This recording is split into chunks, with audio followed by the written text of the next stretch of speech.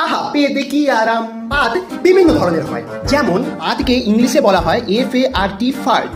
F for ফুসুকপাদ বা ফুসপাদ। ফুসপাদের কোনো শব্দ হয় না, এটি আমাদের পিছনের ফুটো দিয়ে ফুস করে বেরোয়। কিন্তু সাবধান, এই পাদের ভয়ঙ্কর দুর্গন্ধ হয়। এই পাদের গন্ধে তোমাদের নাকের চুল অব্দি পুড়ে যেতে পারে। আহা পেদে কি আরাম। এ ফর আকস্মিক আওয়াজ পাদ। এইরকম পাদ আকস্মিক ভাবে ধরাম করে মানে শব্দের মাধ্যমে আমাদের পিছন দিয়ে বেরোয়। এইরকম পাদের বেশি গন্ধ হয় না ঠিকই, কিন্তু এইরকম পাদ এতই আকস্মিক হয় যে পাদে সেও বুঝতে পারে না, আর আশেপাশের লোকেরা চমকে ওঠে। আহা পেদে কি আরাম। আর ফর রাজকীয় পাদ। এইরকম পাদের শব্দ এবং গন্ধ উভয় থাকে। এটি আমাদের পিছনের ফুটো দিয়ে ভরভর ভরভর শব্দের মাধ্যমে অনেকক্ষণ ধরে বেরোয়। তাই এই পাদটাকে লং লাস্টিং পাদ বলা হয়। এই পাদ পাদার পর অনেকে আবার নিজেকে গর্বিত মনে করে। আহা পেদে কি আরাম।